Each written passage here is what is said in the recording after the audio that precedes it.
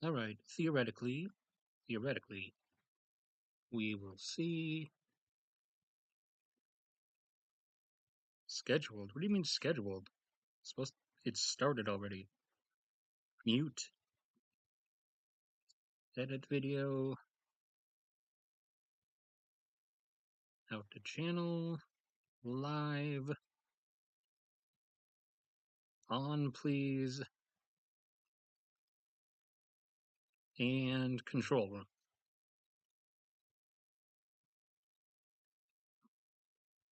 Come on, manifest. There we go.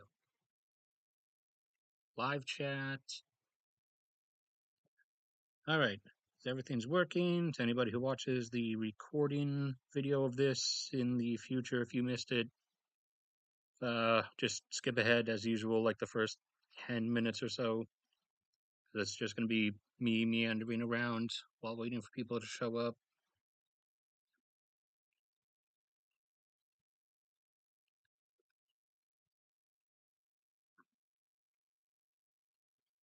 There. And I even made a list to finally help people, I guess, since people seem to forget.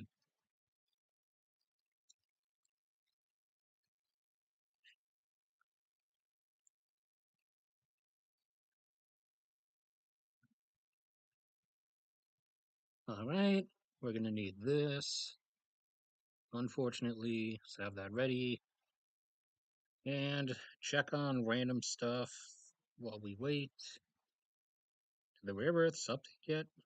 No, they still have not updated. It's been like a week. Okay, what about everything else?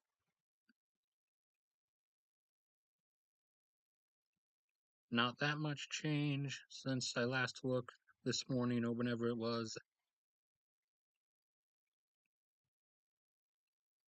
Wow, 5 people already, supposedly. This is going to be interesting. I wonder if we'll break the record. I think the record's like 28. Oh, never mind. People are leaving because they're impatient. As usual, I'm not going to be starting until like 5 plus maybe 10 minutes from now because I'm going to wait for people to actually show up. So if you don't have the patience for that, go ahead and leave.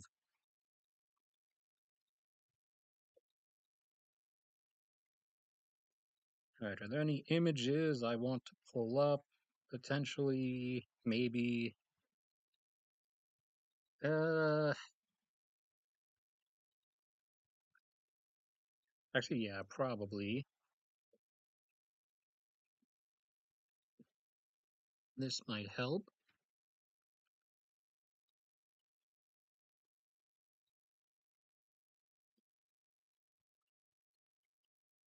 Yeah, I guess I'll pull up like I'll pull up examples of like a real one or what a real amphibious assault ship is. If I can get a better def. Okay, thank you. I was about to say I better get a picture with better resolution than that. There we go.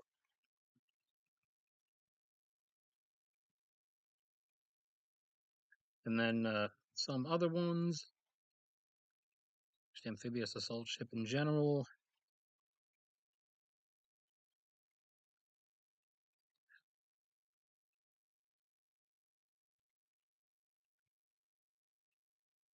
Yeah, there we go. Credit. Oh, well, never mind. I was about to say it looks like I can't use it, but no, if the credit is the U.S. military, then that's technically public domain, so I can use that. So have these up for examples of real amphibious assault ships, as opposed to what China has to work with. 4 versus 3. I kicked out the impatience. Wait for. Actually, let's check, see if Josh is coming. Did he respond?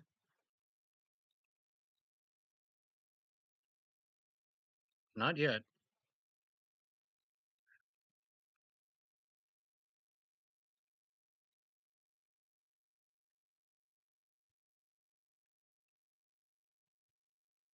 All right. pull up my least favorite but most necessary thing. What are you in Guyana for?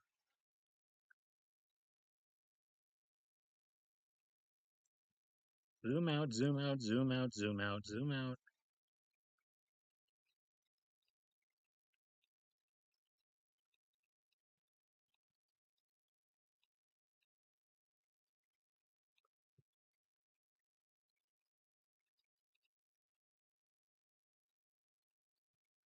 Oh no, down to two or four, whatever it is.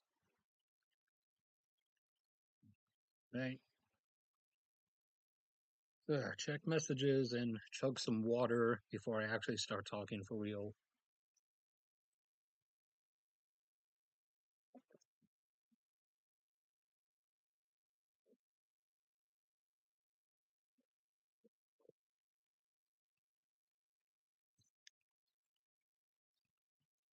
I believe I actually have. I believe I actually have reached 400 fans on the channel now. Granted, like 300, I think about 360 to 370 of those were all just bots. There were their account names were like a bunch of numbers, and they were just spamming links. But somewhere between 30 and 40 of them are like actual people. Make sure I have everything written down that I want. Okay, it's on this side. Got all that. Plus South Africa, Nigeria, and some other minor stuff. And then some specifics. Okay, it definitely looks like that's ready.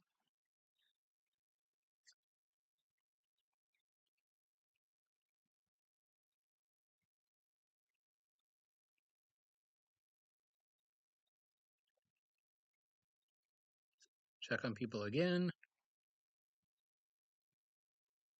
All right, three talk, three people talking while there's supposedly only one person watching, and also apparently six people at the same time. But YouTube is owned by Google, so why would I actually trust what they're saying? All right, less than 5 minutes, then I'll actually start. And anybody who's late at that point will just have to suffer.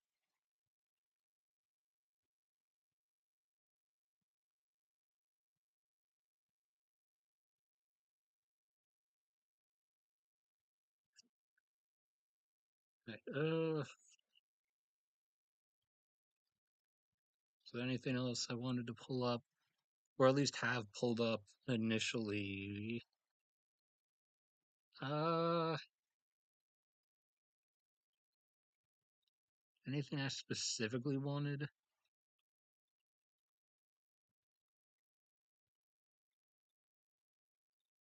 don't think so, or at least not that I wanted to already have up. Whereas everything else, I'll just grab as it comes and goes.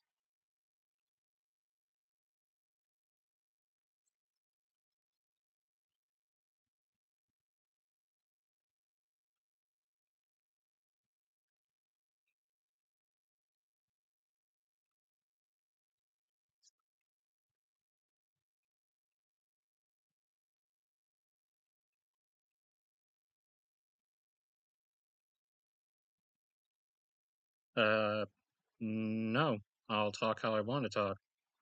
Don't be, don't talk like that to me.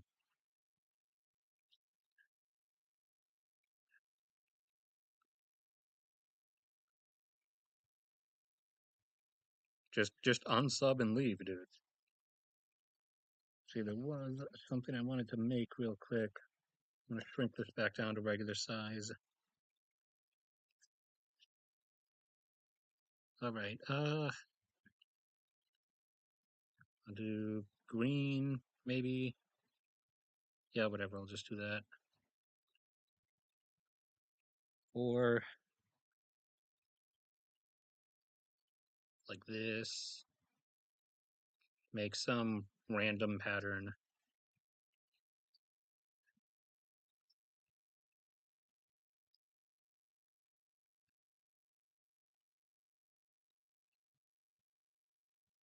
Stretch across here, over here. Have one coming out there. Another one coming out there. And I'll make like a diamond or something here. What? I did not tell you to do that. There we go. Another one there. Come out like that. Yeah, something like that. That'll work.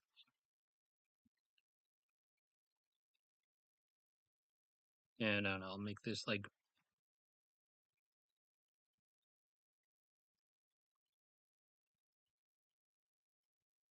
I'll make the inside like dark green. Sure, how about that? Make that like that. The outside will be brighter. No, we'll just leave the outside white. I don't know, maybe make it gray or something. Yeah, sure, that works.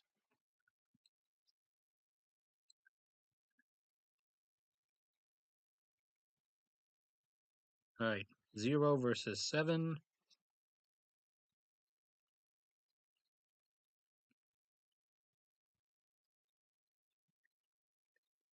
All right, we'll start in 60 seconds.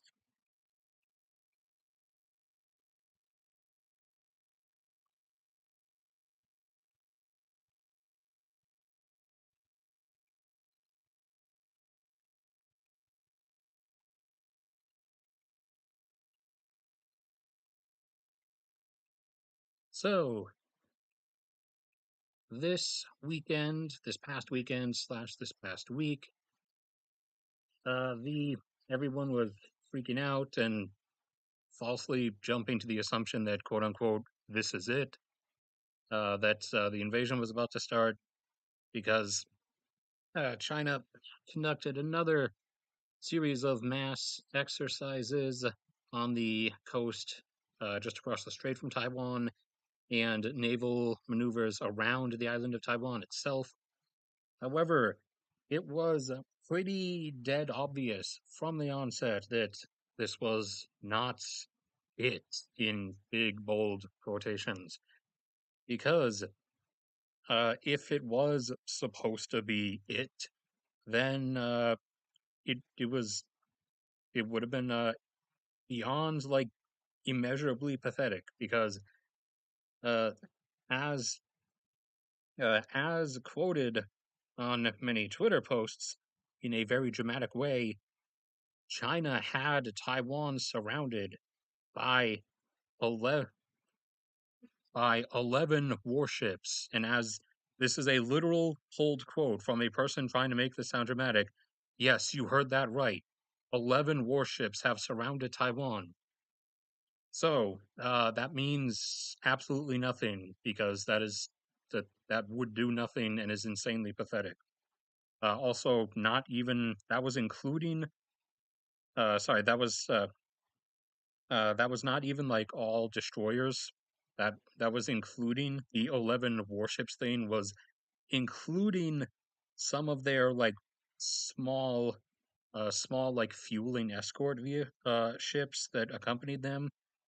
So yeah, no, that was not an invasion force or some kind of first strike force, nor would it have ever been meant to be.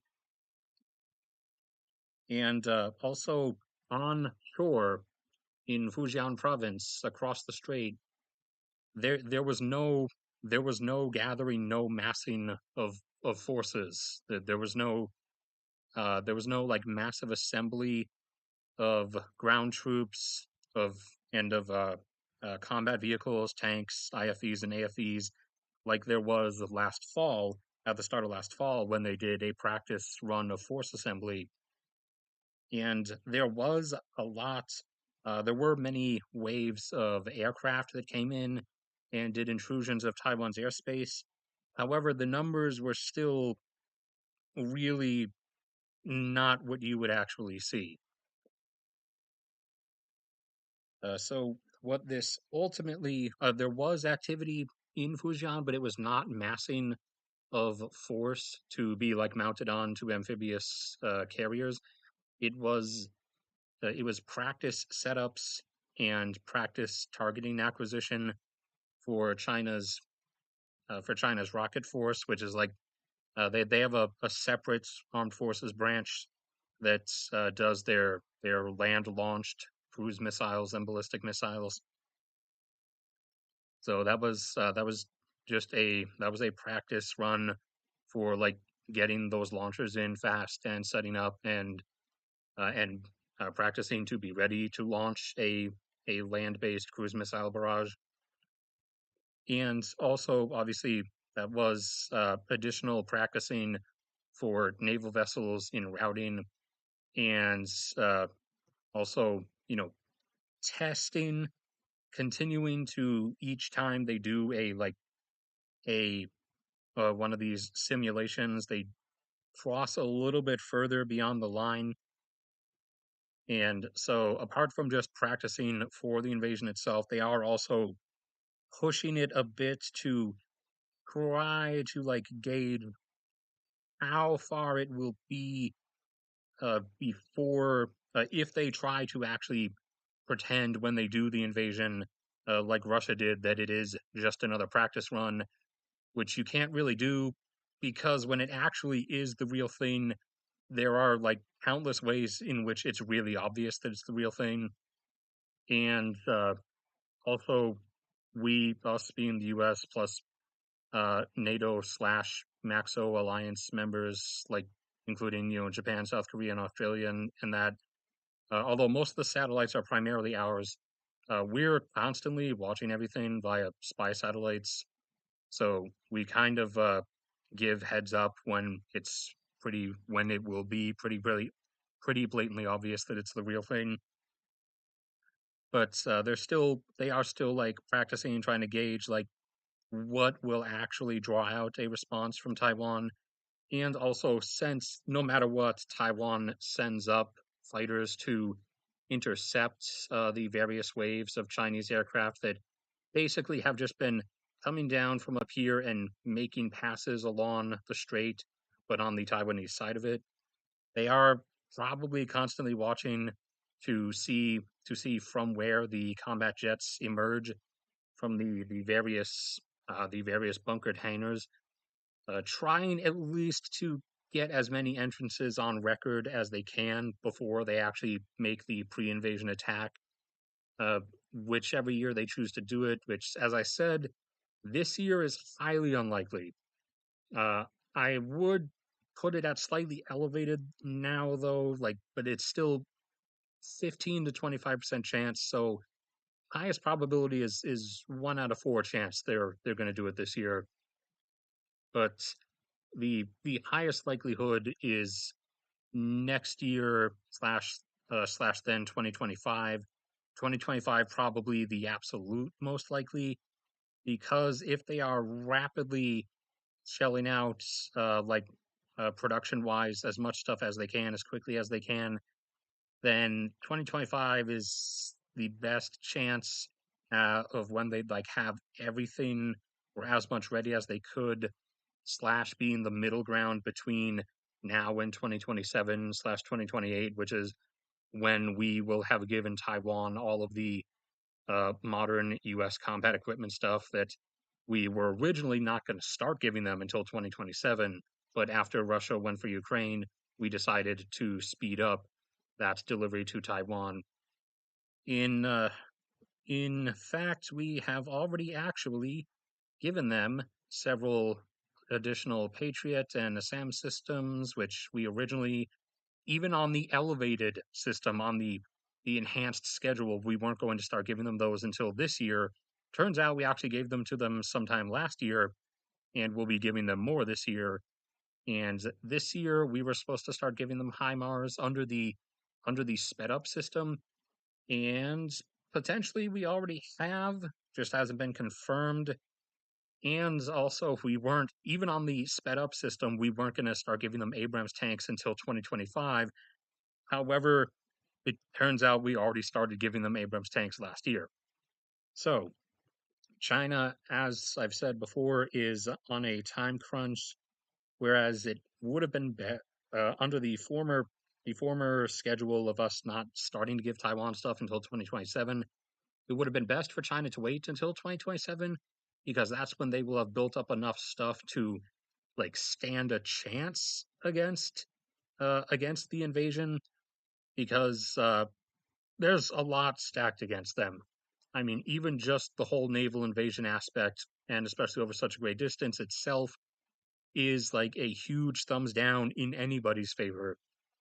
But there's a lot else to be had there, and so if they under the prior schedule, if we were not going to start giving Taiwan stuff till 2027, and they waited until 2027, building all their stuff up that they need, they would actually probably have as much as a 20 to 25% chance of success.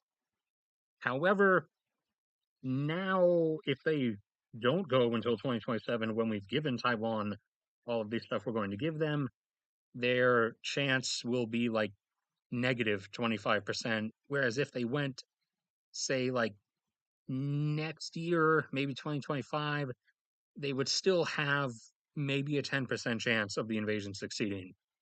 So that's about the only really chance that they will have now.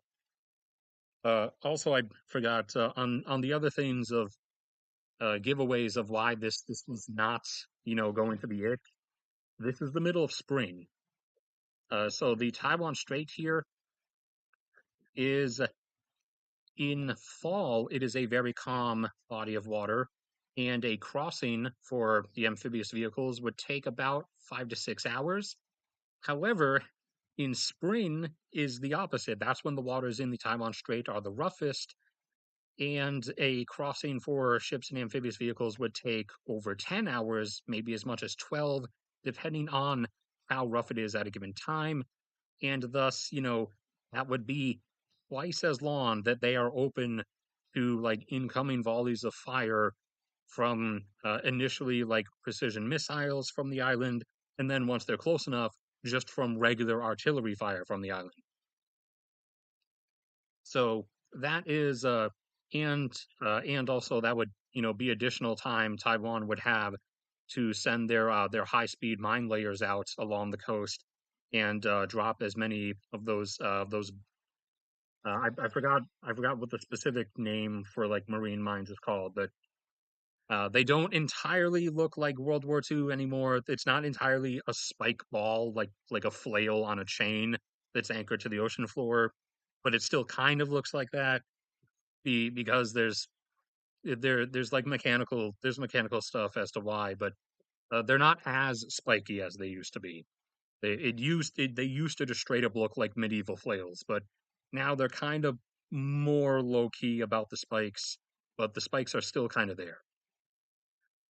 So doing it in the springtime would be really stupid. That's like that would be an additional negative 10% like success chance because that would be a massive additional loss of force trying to cross the strait. So the invasion is going to happen in the fall, whatever year they choose, whether it's 2025, whether it's next year, or whether they just go for it this year, which I still find very unlikely, but they might do it. I don't know. Uh, it, it's going to happen in fall because that's the only real chance. That's the quickest time you can cross, which is obviously kind of what you want. And then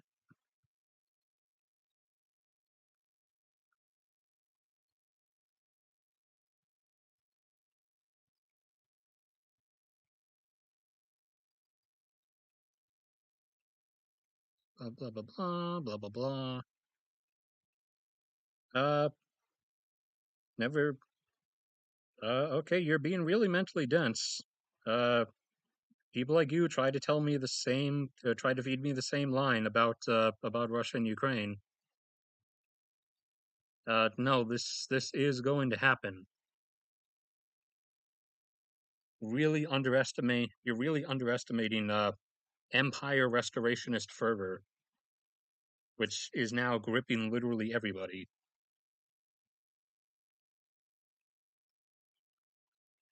So when you get to the actual the actual like invasion itself, oops, wrong way. Where am I going? With these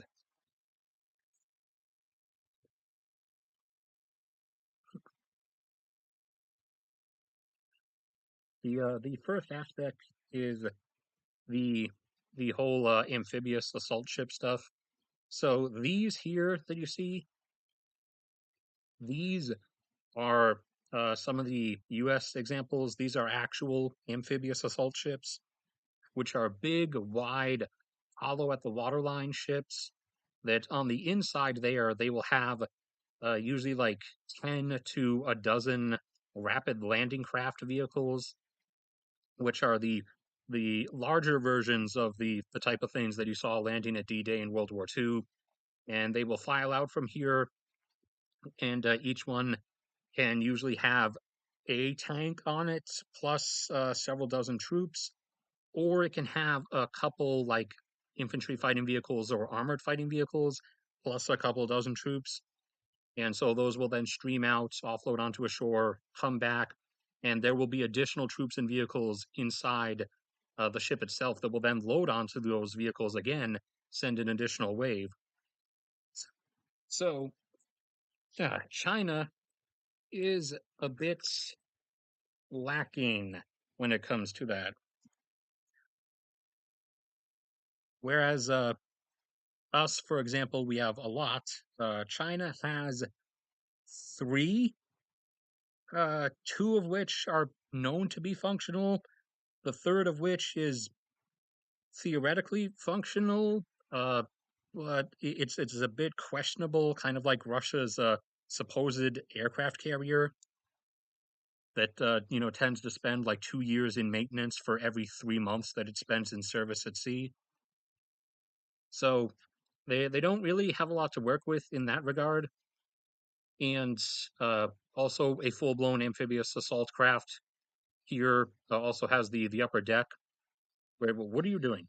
Okay, where it will have typically a bunch of transports, VTOL aircraft, usually helicopters, that will also rapidly ferry additional troops and supplies and stuff over because they go a bit faster than the actual landing craft will.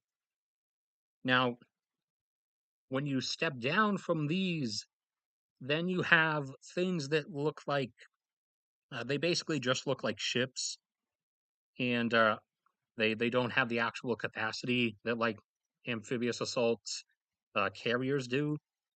And China does have a number of those.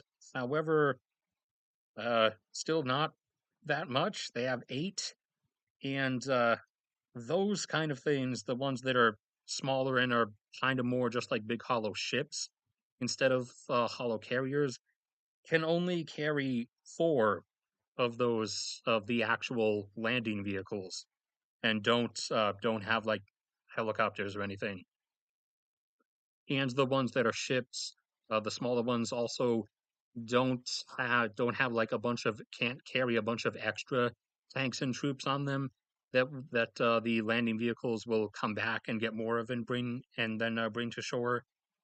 So China's actual ability to put force onto shore is restricted to an extent unless they do what we've theorized that they're going to do because we've seen them preparing to do it on satellite imagery, which is commandeer. Let's look up. I don't know. Just type in China large civilian ferry. Sure, that should work.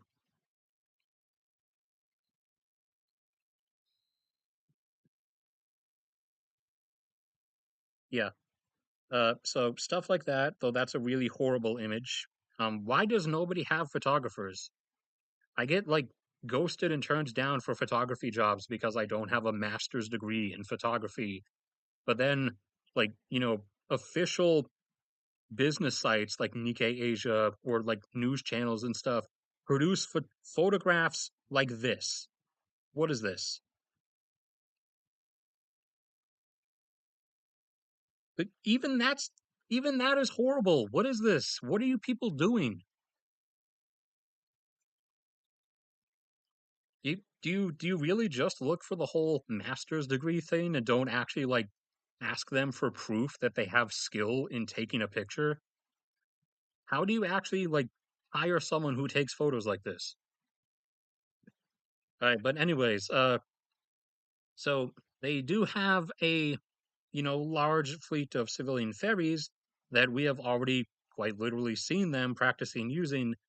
The issue with those is that they're really not fast, whereas the amphibious vehicles, whether or the amphibious carriers, whether the massive dock carriers or the ones that are smaller and look like regular like corvettes or frigates, those can actually move at decent speed. The ferries not so much, and also they are really really undefended because naval vehicles are stacked and stacked and stacked with radars and sonars of all kinds and CIWS systems, anti-air missile systems. However, the best you can do for a ferry, which again we have observed them doing this, although then removing them because it was just practicing. We've observed them doing this. You can take like a SAM system, whether it's towed or vehicle mounted. You can take a SAM system and like you know weld it or bolt it down to like the top of the ferry or whatever. But even still, that's like that's not that great of an arrangement. But that's the best they got. Although in theory, if they are waiting a couple years based on like observations of dry dock construction, they are they will potentially have an additional two or three actual amphibious dock carriers within the next 2 or 3 years if they're waiting, which that in particular I would theorize is probably the one real thing they're waiting for is to have the number be like 5 or 6 when they actually try it. So that is like one of the big like obstacles that they face in this whole endeavor is they because they don't have a real amphibious fleet. They're going to have to rely a huge amount on commandeering large ferries.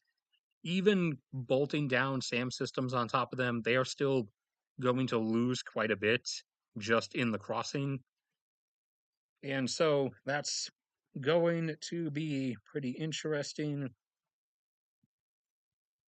Now, in terms of like what you would actually need to do to pull this off, uh, based on based on what China has at least, and how effective like each type of thing is, at minimum, like a minimum to have a chance at the invasion succeeding, instead of the spooky Twitter posting 11 warships, you would want to have at least like 40 around the island at various points to be able to spam cruise missiles from different angles to make sure that every defense system, at least you would hope, as the invader, every missile defense system Taiwan has would light itself up and expose its location, or at least its temporary location, and also attacking from all those different angles from various different ships would give you the best chance of overwhelming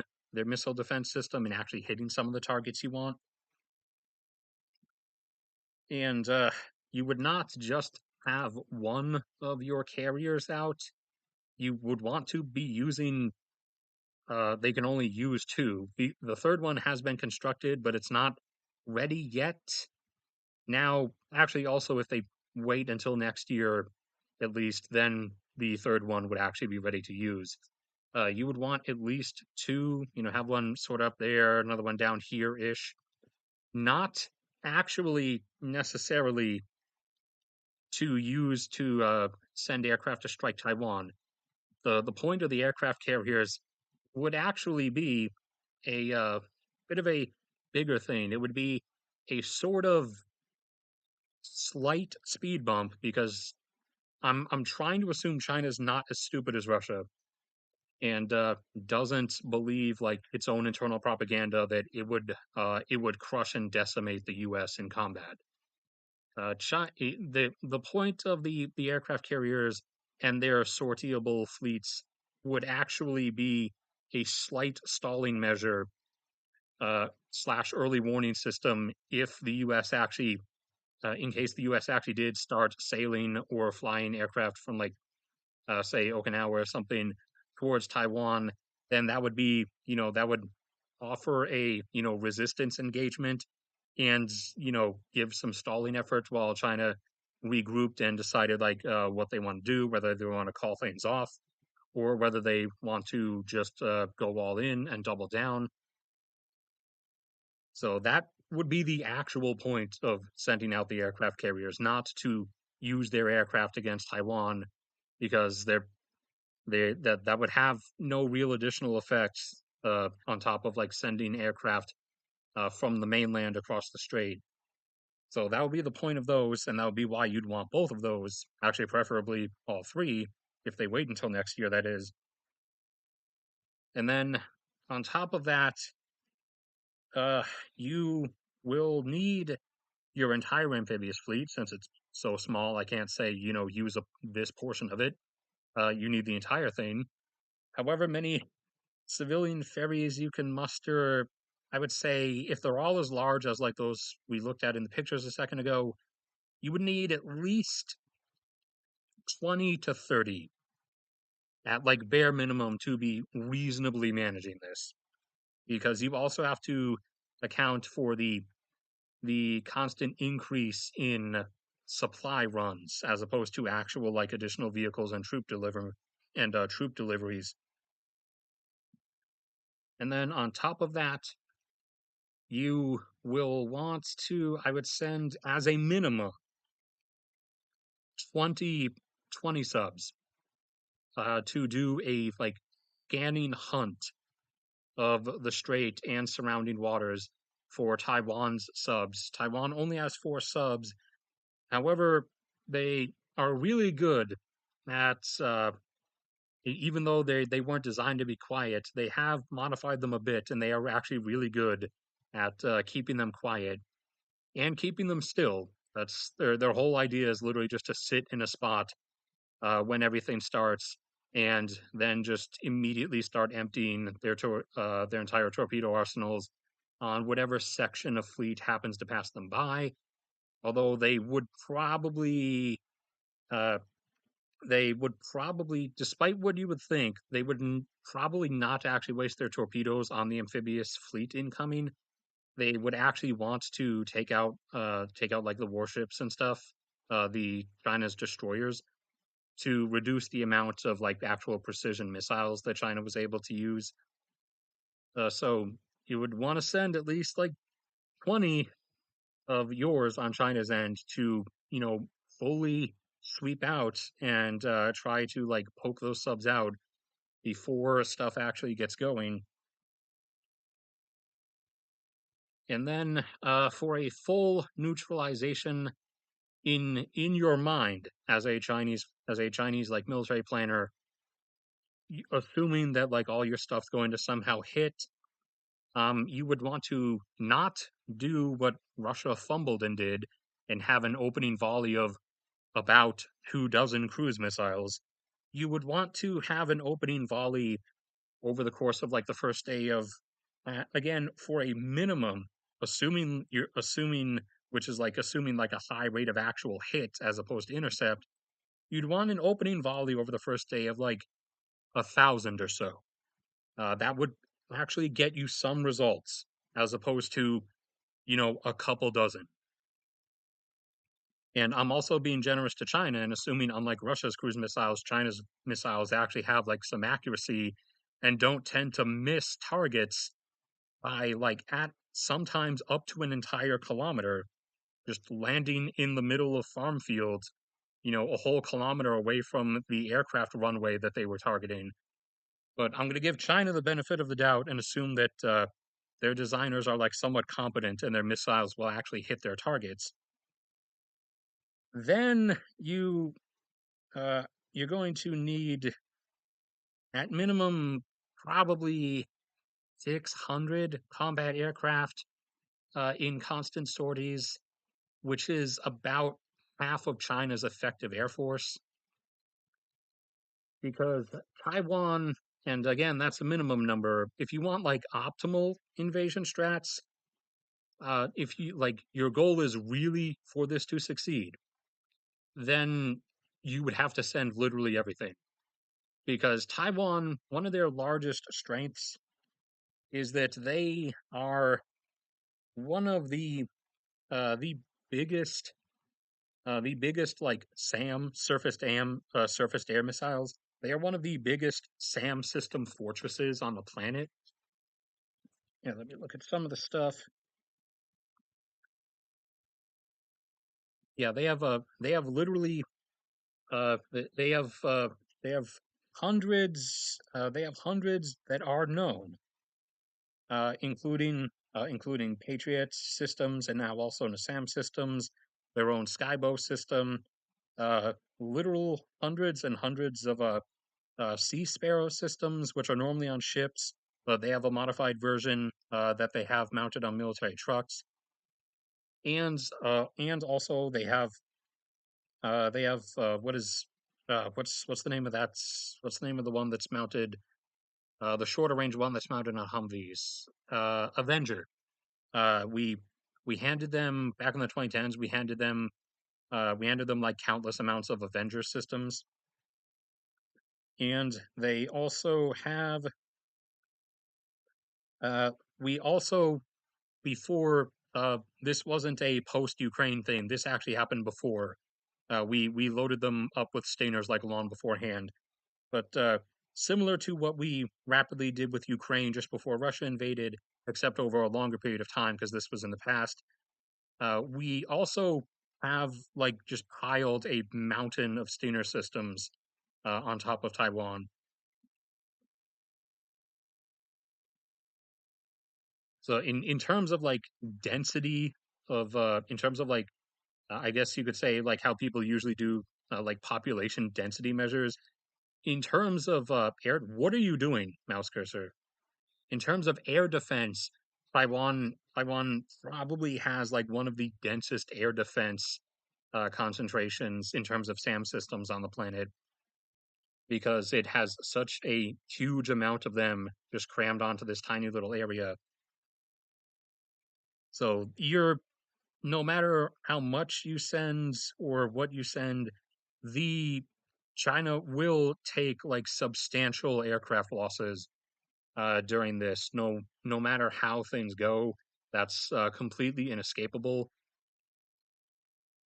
They are they are like guaranteed to take aircraft losses in the hundreds. Now, we will also probably see how well. Where is it? Which one is it? Is it J20? Yeah, we will also probably. Where's that Photoshop nonsense? We will also probably see how well the J20 actually performs stealth wise. Design wise, it's kind of decent, except for the fact that it has those sticking down the underside there. That's not good. You don't want those. And also the whole like riveted jet exhaust nozzles there are exposed, which is I did not click on that. What are you doing? Which is not what you want. Because in like see in the F-22 they're inside, they are concealed, and it actually exits out uh, enclosed or sort of like encapsulated by those by those deflective triangle things. I forgot. I don't know what their proper name is, but having the nozzles like fully exposed like that is non-stealth, and having additional winglets like aimed down like that is non-stealth. Back to the original one, and also having this sort of cut bit there as opposed to just a single blended design is unadvisable. And also, we have learned that they have failed completely to actually develop the like proper radar absorbent material. We initially thought that they had managed to come up with something similar to what we coat the F-22 and the B-2 with. However, that turned out not to be the case. So it loses stealth points, like radar cross section points, on because of those things back there in particular. Otherwise, the actual design would be kind of okay stealth wise. Whatever kind of like radar absorbent they did manage to come up with, whether material or paint or both, would then obviously factor in. But we won't be able to like tell that until they actually use them in combat, which I'm a bit torn as to like whether I think they would use those initially for some first strike stuff because of the stealth factor, or if they would hold them back and if their like regular aircraft fleet is failing too much and they're taking too many losses like they're going to, then they decide to try sending some J-20s and see how they fare. That might be the more likely option. And also, they're definitely going to hold a few of them back to potentially engage with F-35s if the U.S. decides to intervene. They might fare okay. They might fare okay, like kind of evenly matched, but still lopsided against them versus the 35. If uh, if the U.S. intervenes and sends like 22s from some of the air bases in Japan, then they're dead. That battle is not an actual fight. But I'd lean more towards them probably not initially using them and holding them back until seeing that they take too many regular losses, or to try to have a chance engaging U.S. forces if U.S. intervenes. And unlike Russia, who has who supposedly has a stealth fighter, but what that really means is they've managed over the last 15 years to make a grand total of five that are used for air parades, and one of which is out of commission because their pilots are so incompetent that one of them managed to crash it, not fatally, not like out of commission, but heavily damaged. China, on the other hand, actually has managed to build quite a number of these. The latest intel, the latest U.S. intel at least was about 140, though that may be a bit over. We're uncertain, but we're reasonably confident that they have 100, and we are like moderately confident that they probably have about 140. Total numbers, obviously, we would only see once things start, and also how it performs, we'd only see once things start.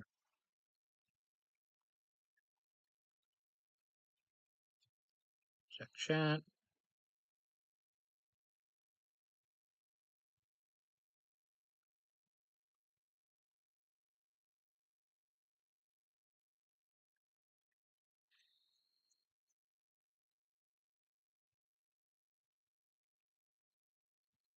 Do we have 4 viewers or do we have 18 viewers? What is it? Make up your mind.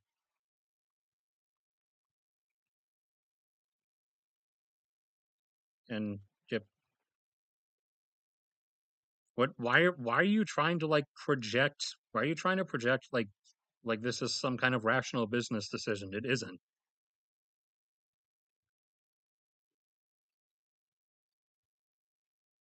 Actually, I didn't. Was there anything else there?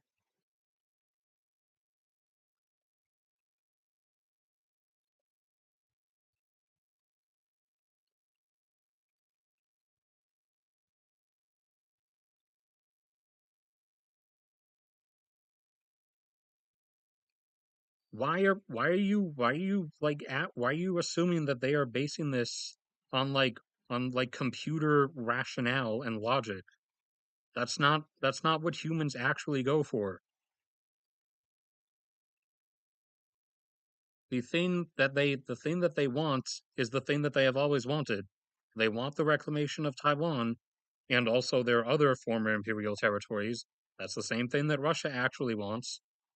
I mean, unless you want to buy into the whole 2750 billion genetic Russian targeting mosquitoes NATO biolabs that they were supposedly going into Ukraine for.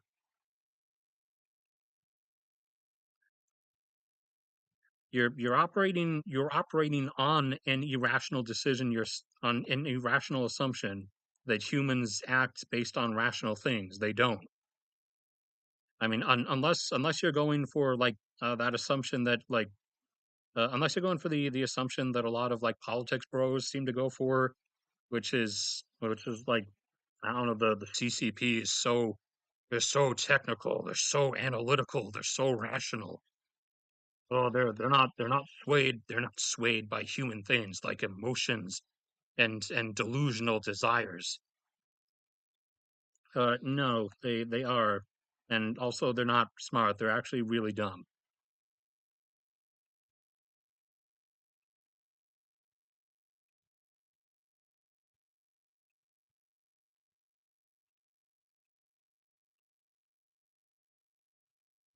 And also, you're forgetting even if you insist on rationality, then you're still projecting your particular rationale. Like to you, they would gain nothing from Taiwan, but you know, or at least what they would gain, you might consider not worth anything. However, that's irrelevant in lieu of what do they think? What do they want? Do they value what they would gain? Yes, they do. This has a whole deep socio psychological impact for them. The same way as restoring the Russian Empire does for Putin, because people previously thought the same with Putin. They actually used to try to feed me similar lines to that about how he was a rational actor. He would never actually do anything like this. He's concerned about Russia and wants to fix Russia's problems like undeveloped infrastructure and you know, horrific demographics. When in reality, no, he never actually cared. He wanted to restore the Russian Empire and has now quite literally like condemned Russia's entire future and has now caused a renewed demographic collapse in the form of birth rates dropping from 1.5 last year to about 1.3. And so far, based on the initial first quarter data, looks like the rate is going to fall further this year from 1.3 to at least 1.2, if not below. So you're assuming you're trying to project rational business mentalities onto these governments when that's not actually how they are thinking. Maybe they did used to, but now I don't know if you've actually noticed over the last few years, but everyone's kind of lost their minds. Do you exist on Earth? Because the particularly these last few years, people have not actually been using their brains anymore. They've kind of been throwing them out of windows.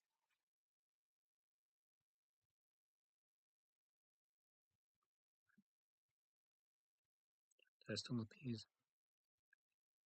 Oh yeah, I totally forgot. I got sidetracked earlier with the thing with constantly like trying to bait Taiwan in these practice runs into sending up intercept aircraft is trying to get as many like entrances on paper as possible because Taiwan does have regular air bases and runways.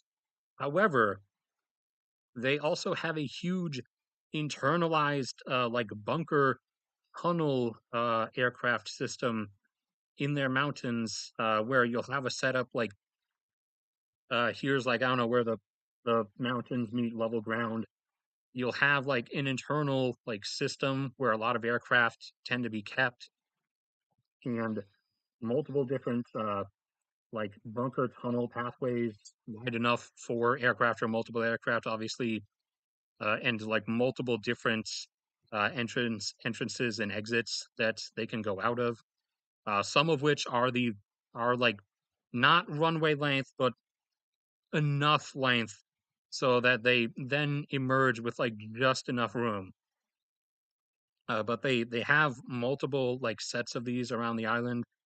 So China is also probably trying to at least get as many I'll just call them bunker runway entrances on paper as they can, locations exposed, so that they can try targeting them.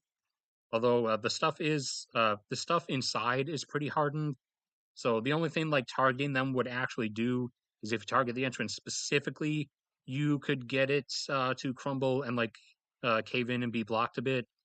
You the stuff inside is too hardened and too deep into the mountains to actually do any damage.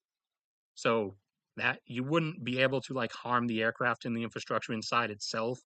But if you knew every single one of these entrances, then you could theoretically, if all your missiles hit, you could block things off and have the aircraft like trapped inside and unable to be sent out.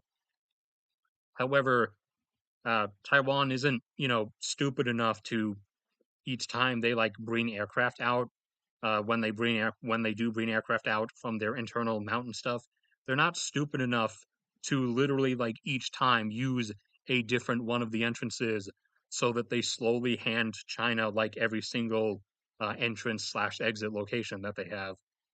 But it's still worth trying, still worth doing to at least get as many as you can, so that then when and if you do manage to hit the ones that you know about, the ones that remain will be fewer, and thus fewer aircraft will be able to get out of them faster, or fewer aircraft will be able to get out in the same amount of time as they would otherwise.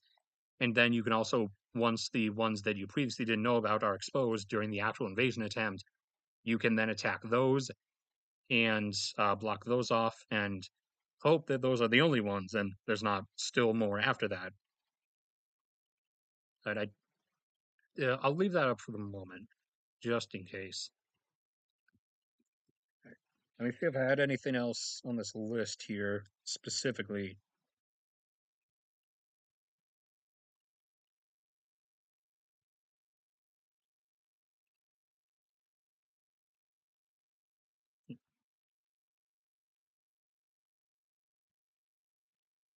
Check.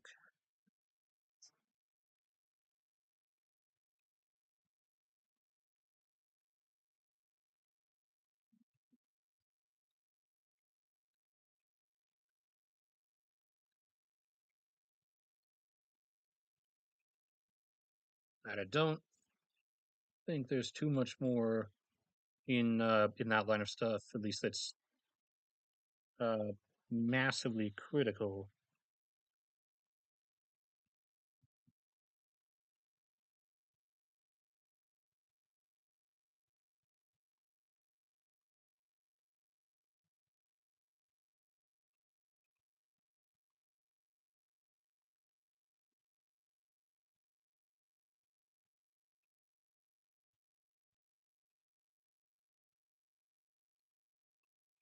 Is it 15 viewers or is it 4 viewers? Which is it?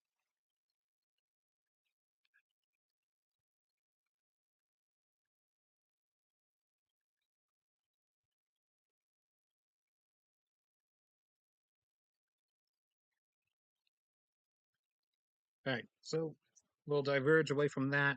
for the time being and get to some of the other stuff.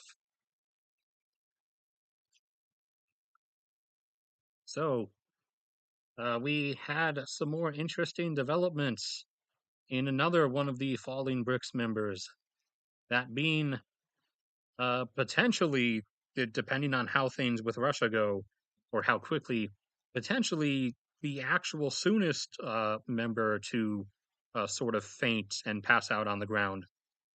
South Africa. So, uh, if you haven't seen, then go see the video about the impending collapse of South Africa, the reasons behind it. It's not too far back. Yeah, there it is. So, for various reasons, a lot of corruption, a lot of mismanagement of stuff, poorly designed stuff to begin with, a huge compounding variety of things have led to, over the years, South Africa's power grid gradually just like falling apart and falling into decay and disrepair. And the amount of correction to that has been none whatsoever, actually, until just recently. The government yelled at the power industry and threw a couple $1 billion at them. I think like four. However much actually made it there and did not get funneled into people's personal bank accounts, as has been the case in the South African system. However much actually made it was spent on repairing some stuff. It was not enough to actually, correct things far enough to like bring the daily half nation blackouts down to below double digit numbers of hours in length. They are still 10 plus hours long of having half the nation without power. And just yesterday or the day before, we had a further development around Pretoria. Pretoria went into, and as far as I'm aware, is still without power, potentially. They might have rerouted some stuff and restored a bit. I'm not certain because I didn't see any updates come out about it saying that their power was back. But Pretoria went into a complete blackout, not a managed and then brought back on blackout, because the infrastructure now in their power system is no longer falling apart metaphorically, just, like having decay and problems. Now it's falling apart literally. Here, let me, what's the type of thing? Our transmission lines. Or I misspelled it, but whatever, Google will just autocorrect. Excuse me, click on what I'm telling you to click on. Thank you. So, this is not an image from South Africa, but this is just a generic image of, power transmission lines. The ones that carry, not the ones that go through like your neighborhood or down random streets, which are usually either underground or on poles and are like one wire. The ones that carry the mass power loads like out from the power plants to individual cities where it then gets broken down further. Those are massive power transmission pylons. And in South Africa, close to Pretoria, along one of the freeways there, uh, a row of them, like seven in a row, just buckled under their weight and fell over onto the highway. They several cars were damaged. A few people were injured. Nobody died that I heard of it, at least as of the most recent like news I got on it.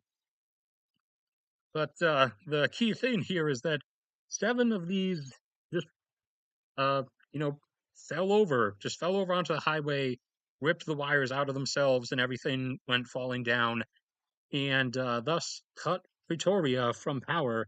And Pretoria went into actual blackout, like full blown blackout, and has not come back out as of yet, at least. That may have changed in the last few hours because the last time I checked was like 4 or 5 hours ago. And so that is actually a thing. That is starting to happen now. It's no longer just like some of the equipment is failing, failing to carry current anymore or failing to regulate itself. Now some of the stuff is just actually literally collapsing. It's actually falling down. So that's getting interesting for South Africa's power grid. And when you have massive abrupt disruptions to the pattern, the organization of the flow like that, that is like where the final Jenga block being pulled out. That's the kind of stuff it comes from, where you can cause that can cause like a the final blow that initiates a full cascade and the system to completely cave in on itself.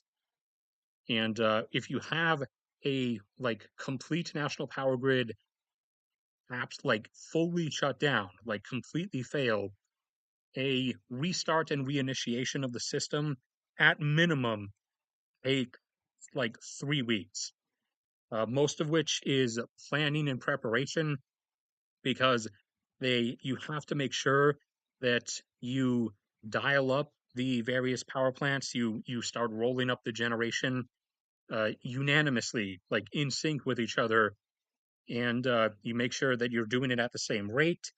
And you have to prep and make sure that all of the regulators, the transformers and converters and everything, all the different substations and directories have like all of the measures set and the pathways that you need stuff to flow preset and ready so that nothing runs into a block, nothing like circles in on itself. You don't have a miscalc and overload something and have like part of the system blow out as you're restarting it, thus causing the whole thing to fail out again. So, at minimum, restarting a complete national grid failure or a regional one if you are smarter like many countries are in the US for example. I think we have like 6 grid sectors, and then Texas, because Texas is Texas and they want their own completely separate thing. We have like 6 or 7 grid sectors in the US. I think Canada has 3 or 4, and I forget how many Mexico has off the top of my head. But so it you can we can tend to contain it to like individual sectors if there's in the event of a mass failure. Which the last time we had one of those was, I believe in uh, dang, when was it the 90s? Because we shared it with Canada. It was like New England, the northeastern U.S. And Quebec in Canada, because of that massive solar flare. It was essentially an EMP. And in that case, if you have individual sectors, you can actually restart things faster because you can then reactivate like interconnectors between neighboring sectors and have them feed in power and like vary the rates of that to like sort of balance and even everything out as you're restarting stuff. So the you don't have to restarting like a single sector if you have nice semi but still connected isolated sectors in that kind of way is faster. However, if it's a full uh, quote unquote seamless, which in this case is actually a bad thing, if it's a seamless single national grid system, which South Africa has, then you're in trouble. And then you're looking at a full like 3 weeks for a planned restart. And in those 3 weeks, you would have things happen. Here, let's go with some random images. South Africa, throwing South Africa riots. How about that? So all these like images you can go to of riots and looting and burning stuff down. That has happened in South Africa not because of the blackouts. That has happened occasionally because of random things like the government saying they're going to cut people's unemployment payments and stuff like that. And so just for stuff like that, things like this happens for for reasons. There are like reasons behind that though. South Africa uh, has a very interesting unemployment rate. Look at this here. Where's the labor? Yeah, unemployment rate.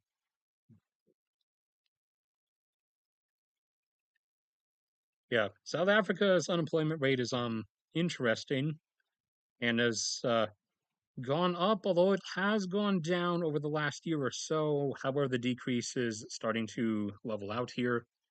But yeah, around a third of the population is unemployed, as they have not over time been able to actually like attract and or start up enough business to employ everybody.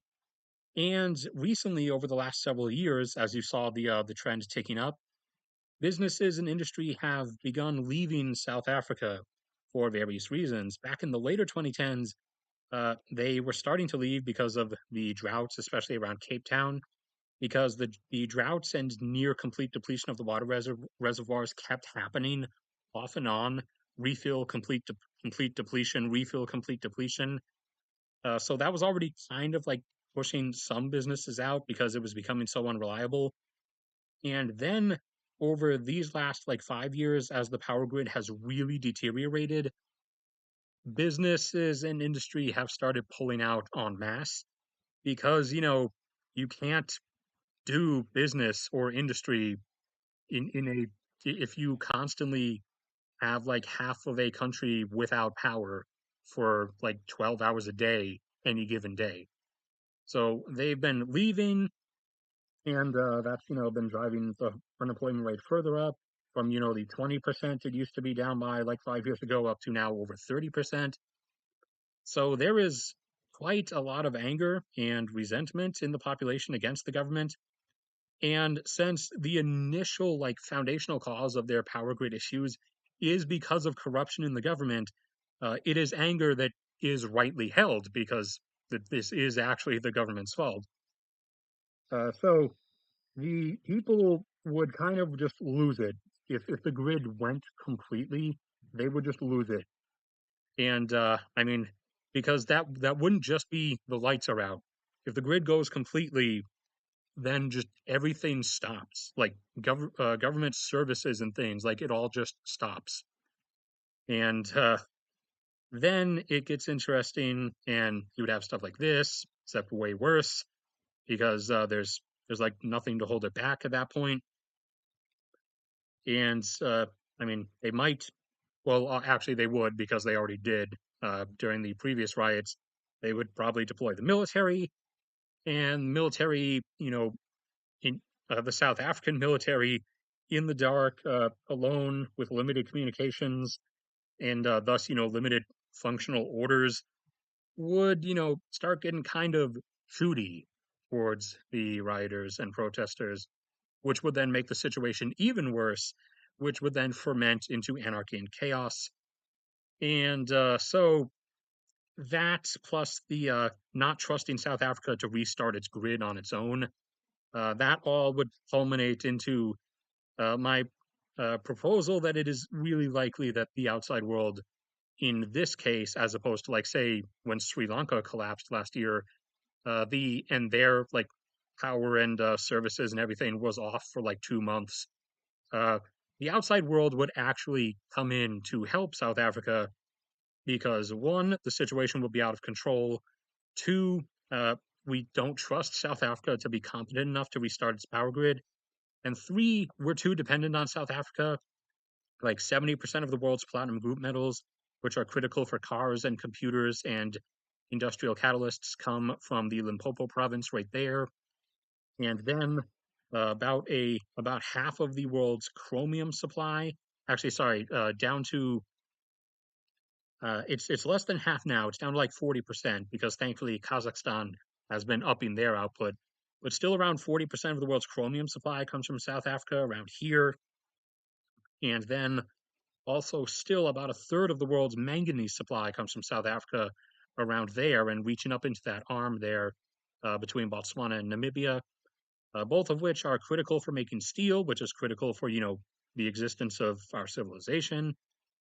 And then also you have other things like South Africa is responsible for a lot of celestine and celest rock, strontium and stuff, which is necessary for regular non-rare earth magnets.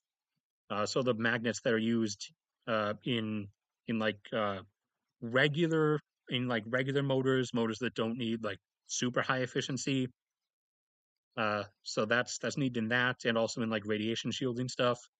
Spain has enough celestine that they could ramp up their mining of strontium.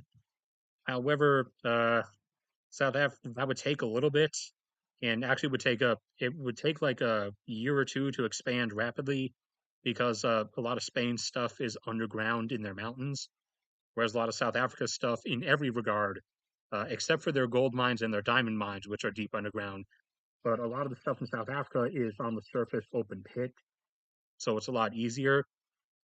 But for that fact, the fact that we, as the world as a whole, could not afford to lose that supply, at least initially, we would probably actually come in to restart stuff for South Africa, whether various nations in a potential coalition send like actual military forces into South Africa to keep the situation calm, quote unquote, would be to be seen.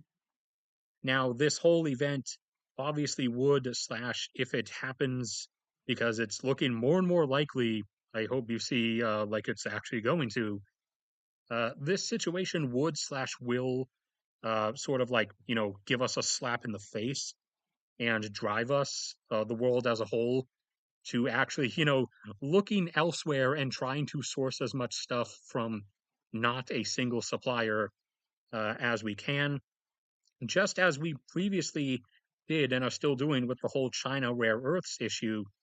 Whereas back in 2011, 92% of the world's rare earth supply came from China.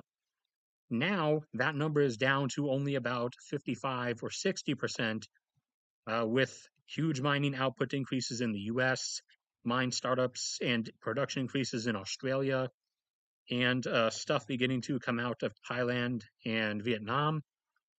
And now also stuff is about to start up, I believe, later this year or early next year. The first rare earth mines up in northwestern Namibia are going to be starting up. And also Brazil has started putting some stuff out for us as well. So this would be our sort of slap in the face uh, in that regard, in the same style as the China situation, but with platinum group metals and chromium and manganese. I did a separate stream recently about like where else we could turn to for those and how quickly they could increase their outputs of that. But yeah, so the South African power grid is now literally physically falling down, not just falling apart, but is actually falling down on itself, literally.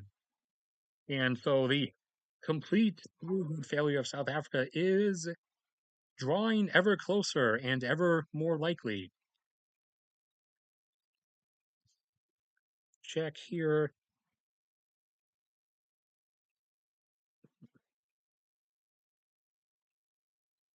Yeah, the mines have large diesel generators that they can run on for a time.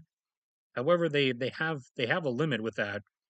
They only have so much like diesel fuel on hand, and also pumping the fuel and stuff from refineries and terminals that South Africa receives it from requires power, and so thus they would only be able to get so much more in the event of a complete absence for so long.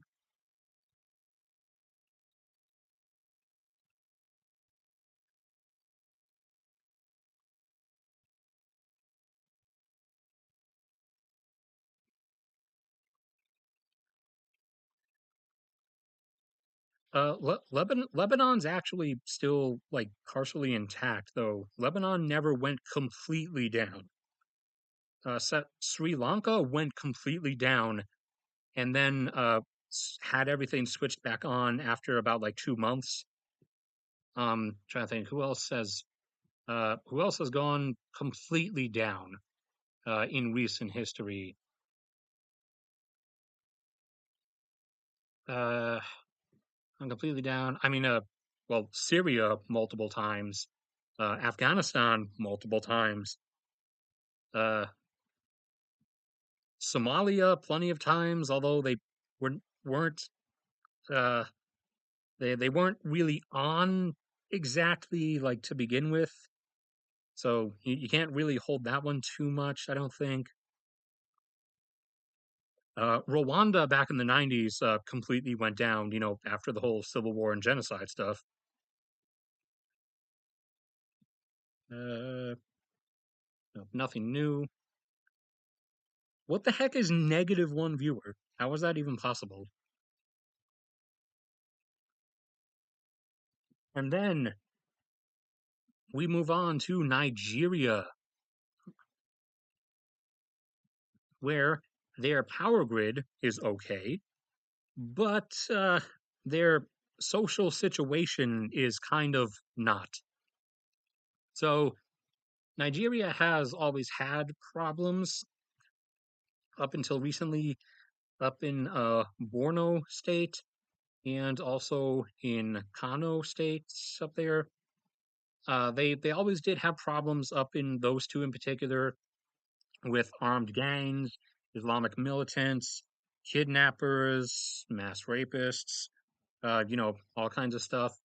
However, now over the last couple of years, it's kind of started tipping over an edge, and these last few weeks, it's really gotten pretty wild. So instead of being confined up to the rugged north, where it's like a lot easier to get away with stuff, now the stuff's literally just happening everywhere. Bielsa, just outside of Lagos, uh, uh, Ondo, I believe, uh, Osun and Ondo states as well, Kaduna, some in uh, Nasarawa. That one's Nasarawa. I'm pretty sure. Does it tell me? I better be right. No, you're not. You're not going to tell me, are you? Okay. Well, I'm pretty positive this is Nasarawa, and that one down there is Benue. But Nasarawa, some in Imo, some in Ibom, some near the harbors, some right near the capital, Abuja. It's happening everywhere now, and just over the last week, the events have been stacking from mass kidnappings of like hundreds of people from entire towns, uh, whole town massacres of like towns and villages. And the definition between a village versus a town has like a million different definitions. So I don't know like if Nigeria's like definition will like match yours or whatever, but some villages, some towns, whatever their particular separation for the definition is, have been getting like wholesale massacred with no real explanation. Like there's no like there was no ransom or payment or something that they refused to give. There was no claim of responsibility like in the name of Allah or something. They're just all shot dead. There have been church bombings and church massacres have really stepped up. Those have been coming on parts of Islamic militants, and now now also it's kind of also turning into like the Wild West, but in modern day. I guess you could say Mad Max would be like more equivalent with with like supply trucks, like freight trucks and stuff. And sometimes like convoys of them are now just getting stopped on the highways by armed gangs and getting like completely looted. And, what else do we have? Oh yeah, and now also uh, the government has essentially lost control of the North over the last little bit of time, and ISIS, I forgot what their specific the name for their African branch is, but ISIS and Boko Haram, the Boko Haram being the Islamic group that's been there the longest, and ISIS obviously being new, they've started fighting each other for control of the northern portion of the country. And there've been multiple cases now of like villages and towns, and sometimes just passing like buses of people just getting literally getting killed by like crossfire, being caught in between the fighting of the two. So it's all the like horrific stuff is no longer confined to Kano and Borno. It's now happening literally everywhere, including some of it in like right outside of Lagos and right outside of Abuja, like the two, places where theoretically the military and the government of Nigeria should theoretically have the most control over. But turns out, fun fact, no. Now there is no control. Now it just happens wherever, and they don't not really gathering together that many plans to like do stuff about it. Although I'm assuming they're they're they're probably going to say that's because they're getting ready for the administrative transition to the next president. But yeah, not really going to let you fly with that one. Like, I mean, you don't have a lot of equipment, but you have a sizable force in terms of like manpower. Like, you could try to do something. I mean, you also have a bit of an edge over them. We did give you like a number of Apaches recently, and we're going to be giving you more. So I mean, you can smoke them out and just wipe them off the floor, but no one seems to like want to like get around to trying to do that or trying to find them.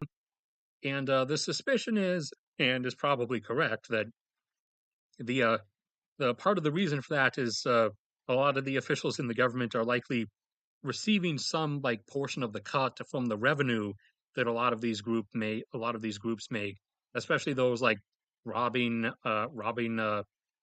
convoys of like freight trucks and stuff, and those kidnapping like whole towns of people and holding them for ransom.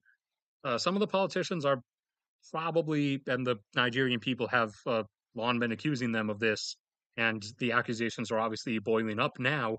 Now that everything is happening like everywhere and happening so frequently, the Nigerian people themselves have been long been accusing the government of taking their own cuts from these groups as the reason for why they're just like not even really trying to do anything about it and just letting it happen.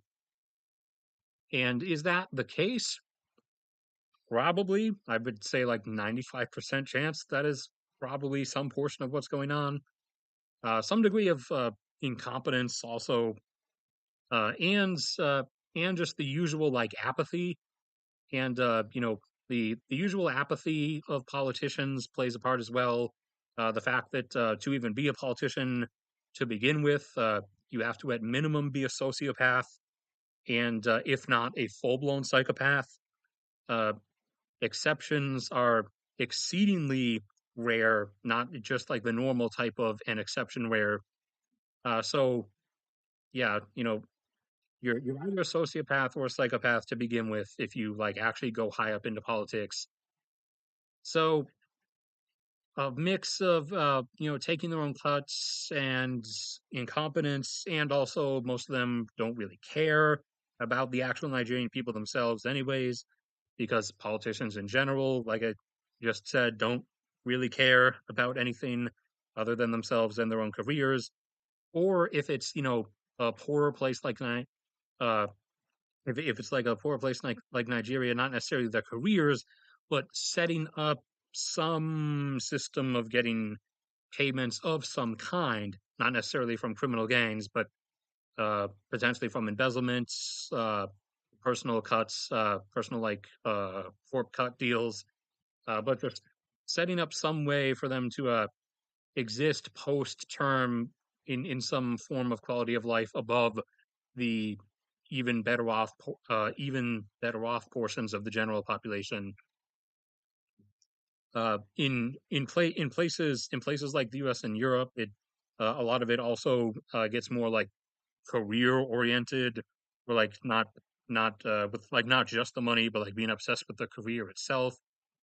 But then also you do have people who are after who like the whole singular power type of deal when you get into the whole totalitarian stuff. But so, anyways, yeah, Nigeria's not looking too great. It's looking kind of worse than it already was. And people, I don't actually consider this like very likely at the moment. People, as usual on Twitter, have been like really putting forward like the oncoming like civil war thing. That one in this case, I actually highly doubt that. Like it is getting more chaotic, but I don't don't really actually see the civil war angle yet. They could have another civil war.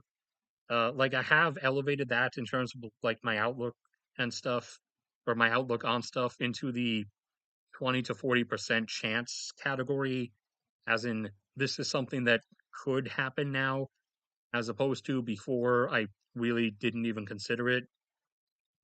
Because despite being kind of not great, Nigeria was still like in terms of internal integrity wise, it was still doing kind of okay until recently, like the later 2010s and now early 2020s.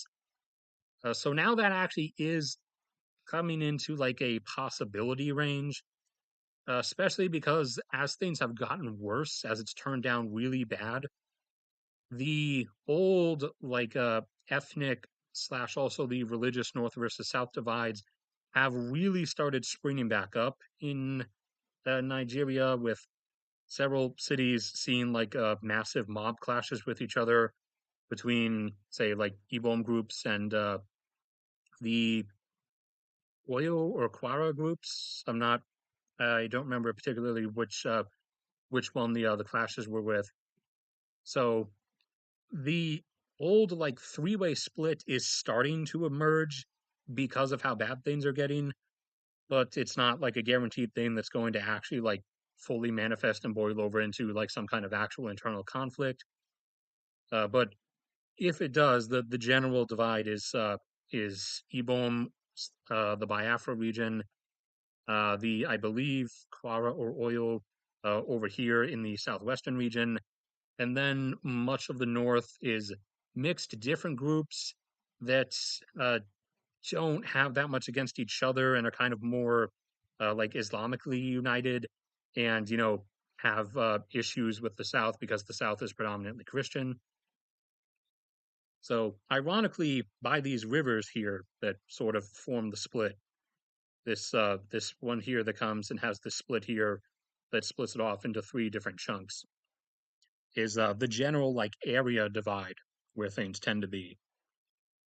So that is gradual. That situation is gradually degrading, and also they after recovering their oil production a bit, because they did have one of their large fields offshore shut down for maintenance. They turned that back on recently, and lo and behold, it was not the Nigerian government and government like state oil company that was the one operating the field, and thus the one in charge of maintenance. So this is a case where the maintenance actually got done. That field turned back on, and they got back up to about like 1.3 million barrels per day, whereas previously they had dropped all the way under 1 million. The majority of their production loss is a mix of things from corruption in the Nigerian oil industry in the same lieu as in the South African power industry, where like huge amounts of the money don't actually get spent on stuff. They get funneled into politicians' bank accounts or the directors of the actual like companies' bank accounts. And so not a lot of money as should gets spent on actual like infrastructure maintenance and further like drilling and enhanced recovery measures. And that obviously starts causing, production loss gradually, which then leads to less revenue, which leaves less money overall. So, the portion that gets lost to corruption becomes greater, leaving less overall to be spent on maintenance and infrastructure and further drilling operations and that. Then on top of that, you have the whole massive oil pipeline theft, where people across Nigeria constantly go up to the pipeline systems in the middle of nowhere and just punch holes in them, set up a siphoning pipeline to their own like backyard oil refinery, where they just constantly make fuel on their own and sell it at like half the price to people, and the people obviously buy it because it's half the price. And so that leads to a loss of actual oil production because the oil is being siphoned off, which leads to less revenue, and additionally leads to less revenue because less fuel is being purchased from the actual oil companies and the oil industry because so many people are now buying all this siphoned half price black market fuel, which leads to massive revenue losses, which leaves less money left over to actually be spent after a decent chunk is lost to corruption. So it's a cyclical feedback loop, just like with South Africa's power grid, and has seen Nigeria's oil capacity decline over the last some odd amount of time. Go over to it real quick.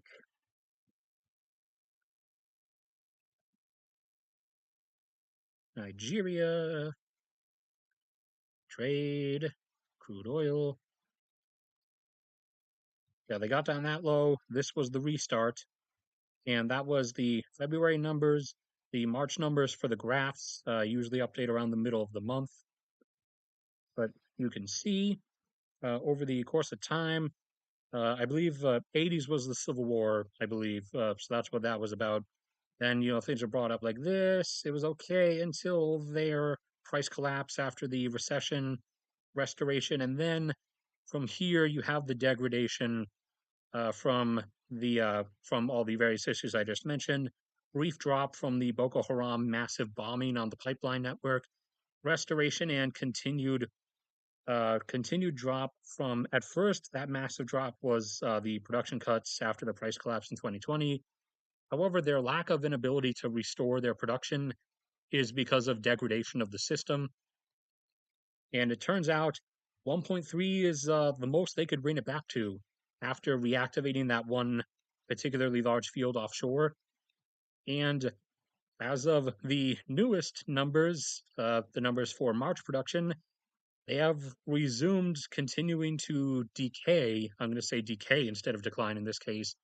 They've resumed continuing to decay downwards and are back under 1.3. They dropped down by like another few tens of thousands of barrels. And they don't really look to be doing anything to like try to correct this, root out the corruption, you know, uh, go hunting down all of the individual like spots where oil's being siphoned and shut that down. Again, with all the violence, just like with the violent stuff, they're not really doing anything about it. So, yeah. Other than they did make an encouraging announcement though recently.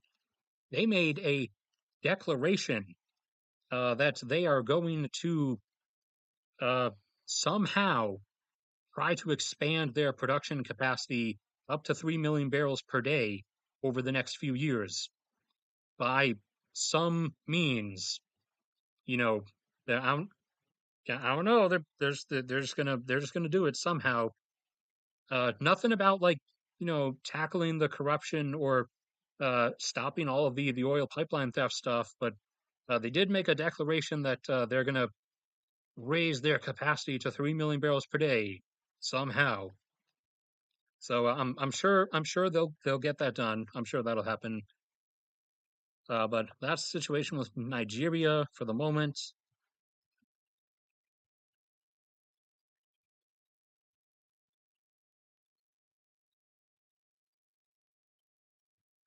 ISIS has been in Nigeria. They have a they're not just a a uh, a Middle East thing. That's where they started. That's where they were really successful. Because the Syrian and Iraqi militaries are completely incompetent. But they have an African branch. They have a Somali branch, although they're getting pounded by drone strikes at the moment. They have an Afghan branch, and I've actually started getting into fights with the Taliban. So, yeah, they're kind of everywhere. They have really small branches in India and Indonesia and the Philippines, like really tiny. But their biggest activity uh, was formerly in the Middle East until they got massacred. Now their biggest like real remnant is in uh, the the Sahel region of Africa. Most of them are in North Mali and scattered throughout Niger. Some are in Chad, although Chad, not I'm not like I'm not saying that Chad's government is good or anything. Uh, they are kind of a bit of a totalitarian mess, but their military, despite being poorly equipped, as with many of the interior African nations, they're largely like a bunch of guys in camo with some AK-47s. They do seem actually like bold and competent. They actually like stand and fight, and they've actually been able to like sort of keep things up under a bit of control. So mostly the African ISIS branch is in northern Mali, throughout Niger and northern portions of Nigeria, and trying off and on to get into Chad. And also, they're like partly constantly coming into and out of southwestern Libya. They can't seem to get like a firm hold on that yet, and hopefully they won't ever actually get to find one. But things in general, in every way, everywhere, have not really been going all that well. So no guarantees of that. All right, so that's the last of the big ones: Nigeria, South Africa, the China Taiwan stuff. We do have some minor developments elsewhere. I believe off of here and here, uh, in those two particular areas, we have a few new, very small offshore fields that are under work right now offshore of Gabon that are going to be brought online in the next year or two. And combined, they should boost Gabon's production back up by another 30,000 barrels or so, maybe up to 40. Depends on what the rates end up being. So Gabon over time has declined from in the upper 300,000s or so down to just under 200,000, typically now being around 190 and making their way towards 180. So this will potentially boost them back up to like 210 or 220 for a little bit before they continue declining from there. And in terms of what they have remaining, Gabon does have likely a decent enough bit still on the lower portions of their offshore fan. And there's a chance they have some in their onshore basin. However, they thankfully are not interested in deforesting their massive tropical rainforest just for a couple 100,000 barrels a day. Uh, the Democratic Republic of the Congo, however, has recently announced a couple months back that they do intend to do that, and they are going to start exploring for oil in their Congo basin in there, which will involve, some removal of their tropical rainforest, which is not good. I tend to like having these things around. They're good for the whole oxygen angle. And then, after so long of being stalled, after so long, Indonesia is actually going to resume like full blown exploration and development. And so, for those who are unaware, Indonesia peaked at about 1.6 million barrels a day and held that plateau for a couple of decades. until they reached the end of their ability to maintain it, and they gradually declined over the last 30 plus years down to around only 600,000 barrels per day, which is unnecessary as they likely do have quite a bit more because they never explored everything. Uh, the onshore portion here and offshore, like right here, that's been explored. What's to be found there has been found. Onshore and immediately offshore, like right here, offshore of Java, has been explored. And stuff like in here, I believe it was, in that basin, like right there, that's been explored. And then onshore Sulawesi and like offshore in that basin in particular has been explored. And uh, the southern onshore portion of Borneo, but like a lot of the Java Sea, this area in here, other portions of Borneo, these offshore like portions here, this offshore bit, and the Indonesian portion of Papua, which absolutely could be reunited with Papua New Guinea, but that's a story for another time. Uh, their whole portion of like that area offshore and onshore, like that hasn't really been touched. So they still do likely have quite a fair bit, and they are finally starting stuff back up again. The first exploration rounds are going to be in this offshore shelf and slope area right here, and then some more just down here in this shelf and then this sloping down basin bowl area. And they're also considering doing some offshore of here, offshore of Western Borneo, but that hasn't been finalized yet. They are doing stuff here and here, so we'll see over the next couple of years what they find there. But one way or another, they are actually doing stuff again. So that is why, if you saw my newly updated, I update a new version of it every year. My new time progression video for future oil production. That's why you see Indonesia drop off into from yellow into white, indicating less than 500,000 barrels per day of production for a couple years, a few years from now, before coming back on in yellow for like a chunk of the 2030s, before then going dark again or going bright again, technically. So that will be coming about eventually. Malaysia is bold and is unafraid.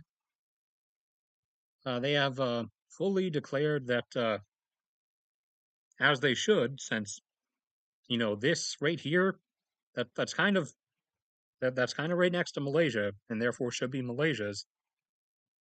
Whereas, of course, China claims that it's all China's, with the whole well, its name is the South China Sea, isn't it?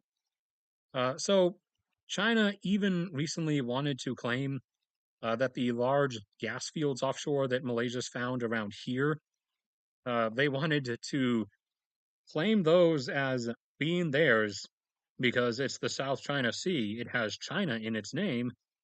Malaysia actually said no and also refused the whole like China also sort of semi discreetly offered a production sharing agreement, and Malaysia also said no, it's ours. So Malaysia, full points up. Malaysia's going. Malaysia's going full John Wick. Although China's not really going to do anything for that gas because they're going to throw themselves away in Taiwan. Uh, who else do we have? We have some other oil and gas news. There were some other developments. Who were they for? Who were they for? All right, give me a second. They for where were they? Oh yeah, Mauritania. So after having been a producer once for a little bit, and then having their field decline until it reached the end of its production life and being shut down, Mauritania then just like didn't allow anything after that. Now they've decided that their whole idea of state-run stuff is not going to work out. So they've actually opened up to oil industries again. And Shell, I believe it was, took up their offers for a area down here, southwest offshore. Now they do have a large internal basin that they share with Mali and southwestern Algeria that there's probably quite a fair bit in. However, the Mauritanian government does not really have that much control out there. They have control here, close to the coast, and reaching up here where the iron mines are. However, once you get in there, not so much. So the oil industries are not interested in onshore, kind of like how they're still not interested in onshore Somalia, even though that's where most of Somalia's oil is going to be. But in Somalia's case, Somalia is actually becoming more stable over just these recent few years. So things are actually turning around in Somalia. Things could turn around in Mauritania, but we'll have to wait and see whether that happens. So for the moment, everything's going to be offshore, and they're doing some stuff down there in the southwest offshore on that shelf. And Senegal's first stuff should be coming online, I believe, either late this year is the gas portion. Late this year, they have a gas field offshore that should be coming online at like 600 million cubic feet per day, or since it's usually in billion cubic feet per day, 0.6 billion cubic feet per day. The oil stuff for them has been delayed a little bit until probably sometime next year, but by 2026 or 2027, they should at least be up to around like 300,000 barrels per day from their various offshore oil stuff. And they have now actually started doing some onshore exploration, which a large part of their basin is onshore as well.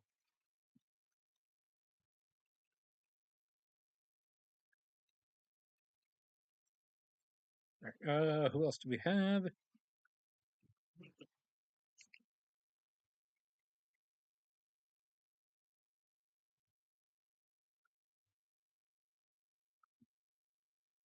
Looks like that's about it for this time. Although we should at least check the oil and gas journal for today, see if anything new came out.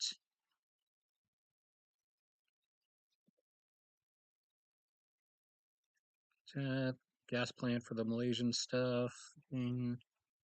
No.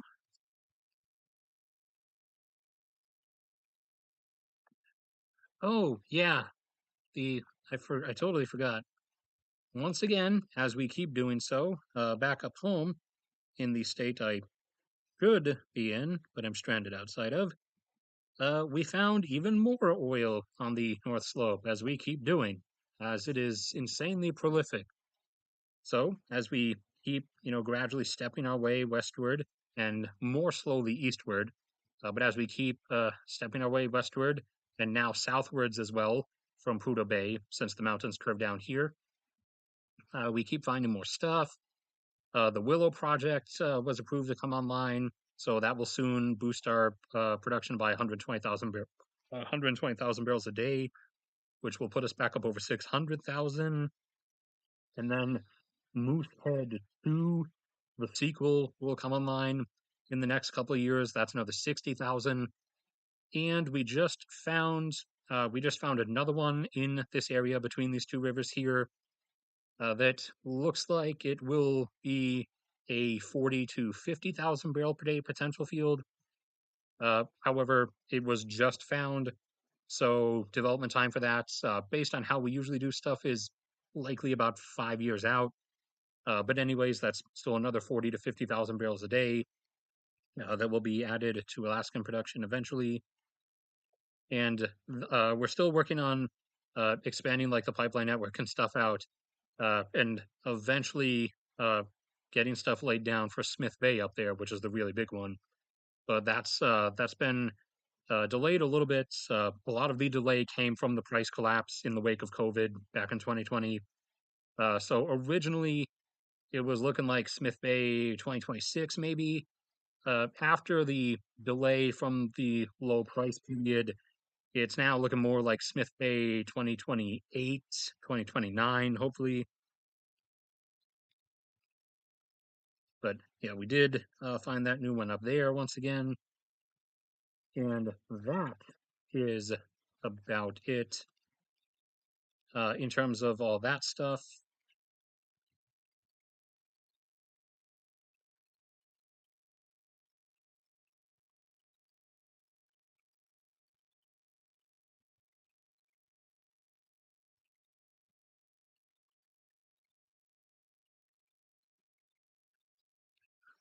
And that's it, apparently, just the one new thing.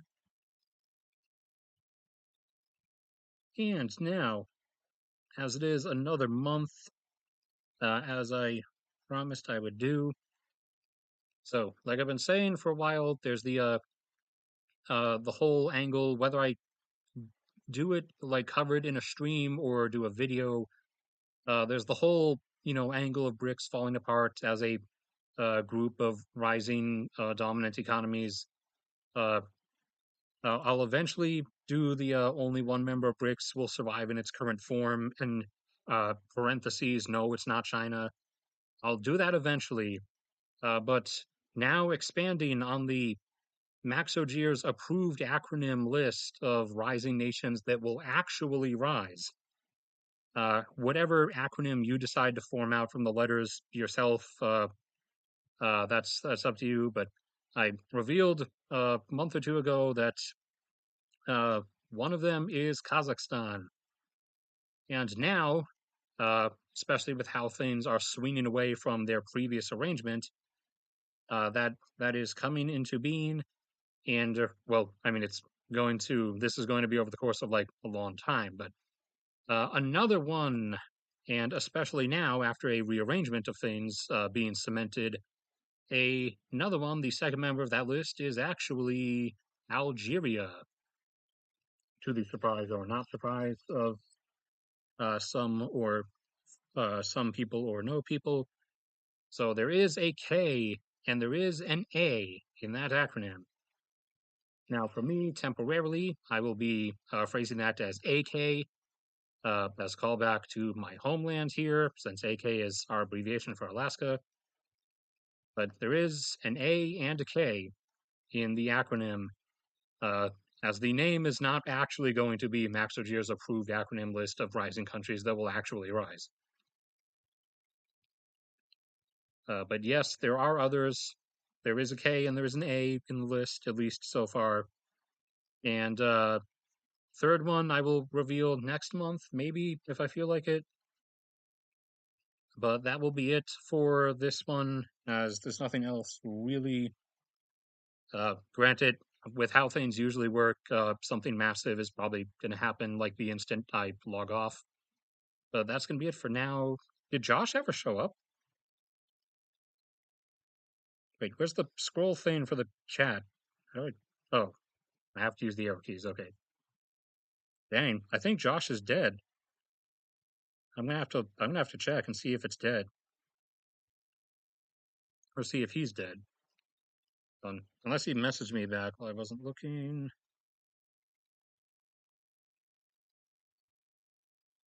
Nope. I guess he's dead. All right. Well, I'll go up to Boston and grab his corpse then.